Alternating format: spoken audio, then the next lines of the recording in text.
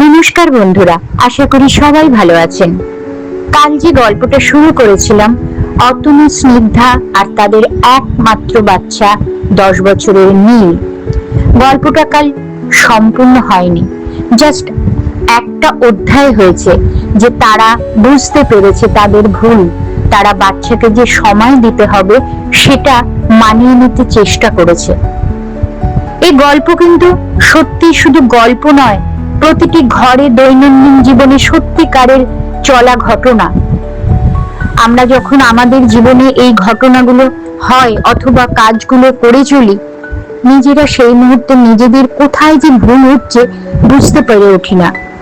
এ কারণে একটা লম্বা সময় জীবনের থেকে চলে যাওয়ার পরে আমরা বুঝতে পারি কোথায় কি যেন হয়ে গেল। হিসাবটা মেলানোর চেষ্টা করি, কিন্তু তখন কিন্তু আর কিছু করার থাকে না। আমরা যদি এই ব্যস্ততার জীবনেও সলিউশন খোঁজার চেষ্টা করি যে আমরা যে জন্য এত পরিশ্রম করছি, বা আমাদের যেটা মোটো, আমাদের বাচ্চাকে ভালো করে সুস্থভাবে মানুষ করে মানুষের মতো মানুষ হয়ে একটু বৃদ্ধ বয়সে শান্তি পাওয়া, কিন্তু সেই জিনিসটা কিন্তু আমরা ভাবি সবাই কাজে করে উঠতে পারি না, ছোট ছোট কিছু ভুলের জন্য। সেই ভুলগুলোই যেন আমাদের মধ্যে একটু একটু করে সংশোধন করতে পারি, সেই উদ্দেশ্য নিয়েই এই বাস্তব জীবনের গল্পগুলো আপনাদের সাথে শেয়ার করি। আমরা অনেক সময় কোনো কিছু থেকে শুনে, অর্থাৎ গল্প শুনে বা কারোর কোনো ঘটনা দেখে আমাদের নিজেদের যে চলে, নিজেদের মধ্যে যে গল্পগুলো সংসারে প্রতিনিয়ত হয়, তাতে আমরা সঠিক অথবা বেঠিক ধরতে পারি। এবার শুরু করছি কালকের গল্পের শেষ দিয়ে। গতকালের ঘটনার পরে অতনু আর স্নিগ্ধা তাদের ভুল বুঝতে পেরেছে।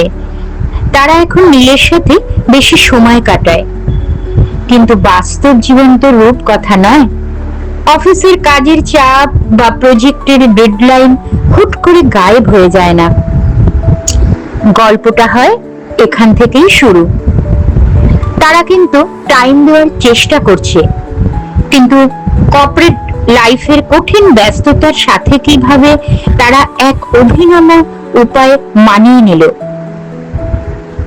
গল্পের মূল ঘটনা: একদিন রাতে অতনু আর স্নিগ্ধা ড্রয়িং রুমে বসে অফিসের ল্যাপটপ নিয়ে কাজ করছিল। নীল তখন তাদের পাশে বসে, সে কোনো জেদ করলো না, শুধু একটা ড্রয়িং খাতা নিয়ে হেজে ভেজে কাটছিল। স্নিগ্ধা হঠাৎ খেয়াল করলো নীল একটা বড় ঘড়ি এঁকেছে, সেই ঘড়িতে না কোনো কাঁটা নেই। তখন স্নিগ্ধা জিজ্ঞেস করলো, বাবাই, ঘড়ির কাঁটা কোথায়? নীল নিষ্পাপ ভাবে উত্তর দিল, মা, ঘড়িতে কাঁটা থাকলে তো সময় ফুরিয়ে যায়, আর সময় ফুরিয়ে গেলে তোমরা আবার ল্যাপটপ নিয়ে বসে পড়ো।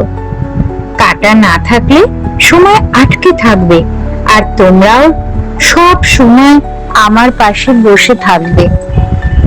এই ছোট্ট কথাটি অতনু আর স্নিগ্ধার বুকে তীরের মতো বিঁধল। তারা বুঝলো শুধু শারীরিকভাবে বাচ্চার পাশে বসে ল্যাপটপে কাজ করা মানে সময় দেওয়া নয়, বাচ্চার প্রয়োজন কোয়ালিটি টাইম। এরপর স্নিগ্ধা আর অতনু এর সমাধান খুঁজতে চেষ্টা করলো। তাই পরদিন থেকে অতনু আর স্নিগ্ধা তাদের রুটিনে ইউনিক ও বাস্তবসম্মত পরিবর্তন আনলো। অফিস থেকে ফেরার পর প্রতিদিন সন্ধ্যা 7টা থেকে 8টা পর্যন্ত তারা বাড়ির সব ফোন, ল্যাপটপ, টেলিভিশন সম্পূর্ণ বন্ধ রাখলো। এই 1 ঘন্টা তারা স্রেফ মেঝেতে মাদুর পেতে লুডো খেলা, গল্প করা, এসব করে। আর স্নিগ্ধা নীল যে খাবারগুলো ভালোবাসে সেগুলো এক একদিন এক একটা রান্না করে। ঘরে বসে বা ঘরের মধ্যে থেকেই নীল আর অতনু লুকোচুরি খেলে। কয়েক সপ্তাহ এরকম ভাবে কাটানোর পরে একটা বেশ ম্যাজিক হয়ে গেল। নীল আগে একা মোবাইল দেখত বা মন মরা হয়ে বসে থাকতো, সে এখন ভীষণ চটপট আর হাসি খুশি। তার স্কুলের পারফরমেন্সও ভালো হতে শুরু করছে। সবচেয়ে বড় কথা, সে এখন মা বাবার সবচেয়ে বড় বন্ধু হয়ে হতে লাগছে। স্নিগ্ধা আর অতনু বুঝতে পারলো এই 1 ঘন্টার বিরতি তাদের অফিসের ক্লান্তি দূর করে দিচ্ছে। নীলকে সময় দিতে গিয়ে তারা নিজেদের মানসিক শান্তি ফিরে পেয়েছে।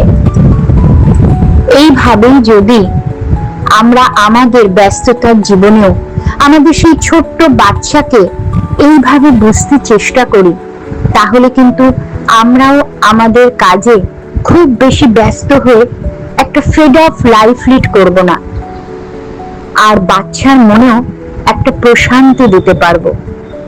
যেই জন্য আমাদের এত পরিশ্রম, এত খাটনি, সেটা কিন্তু সাফল্য পাবে।